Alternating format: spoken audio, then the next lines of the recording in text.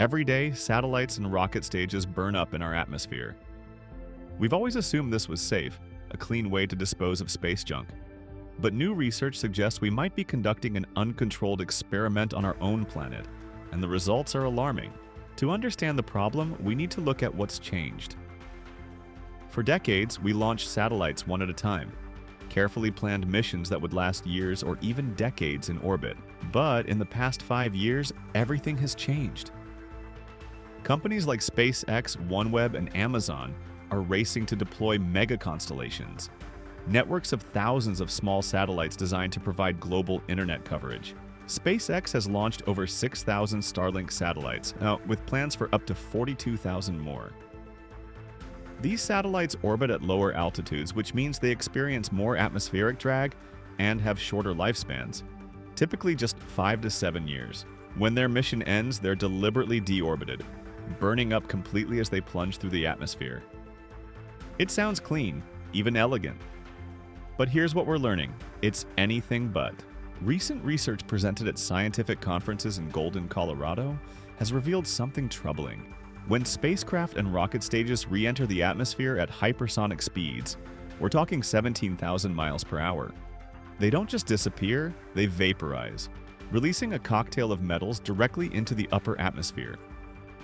We're talking about aluminum, titanium, chromium, and other materials that have no natural business being up there in these quantities. Scientists have detected elevated levels of these metals in atmospheric samples, particularly in the stratosphere, that crucial layer between 6 and 30 miles up that contains our ozone layer. And here's the kicker.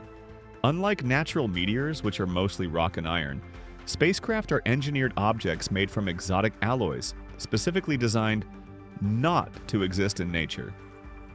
The chemical composition is entirely different, and we have no idea what the long-term effects might be. One researcher called this an uncontrolled experiment, because that's exactly what it is. We're injecting novel materials into our atmosphere at an accelerating rate, with little understanding of the consequences. Let's talk about scale. Currently, we're witnessing hundreds of satellite re-entries annually, but with planned mega constellations, that number could surge into the thousands annually. Each Starlink satellite weighs about 570 pounds. When you're deorbiting thousands of these every year for replacements and upgrades, you're talking about depositing hundreds of tons of engineered materials into the atmosphere annually. For comparison, natural meteor ablation, the cosmic dust that's always falling to Earth, adds about 5,400 tons per year. But that's material that's been part of Earth's natural cycle for billions of years. Our bodies, our ecosystems, our atmosphere have evolved with it. Spacecraft materials, that's brand new. And we're adding it at an unprecedented rate. The concerns aren't just theoretical. These metallic particles could potentially... This atmospheric contamination is just one piece of a larger puzzle.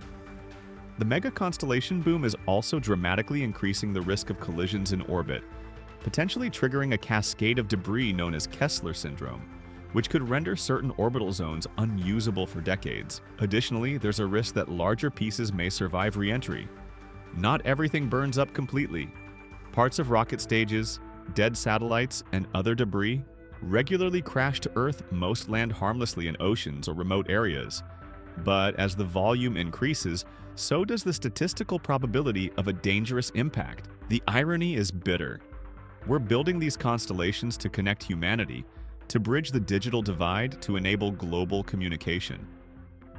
These are noble goals, but are we rushing ahead without fully understanding the environmental cost? The challenge is that space has always been treated as an infinite resource, a consequence-free zone. Launch something, and when you're done, just let it burn up. Problem solved. Except now we're learning that away isn't really away. It's just our atmosphere. The researchers who discovered this issue aren't calling for an end to satellite launches. They're calling for something more fundamental: awareness, study, and potentially regulation. We need to understand what we're doing to our atmosphere before the damage becomes even more severe. We need international cooperation to establish guidelines for sustainable space operations. We may need to reconsider how we design satellites, using materials that break down more safely, or developing alternative disposal methods. The space age promised to expand humanity's horizons. But as we reach for the stars, we can't forget to protect the thin blue line that makes all life on Earth possible. The question isn't whether we should explore space. It's whether we can do it responsibly. And right now, that question is more urgent than ever.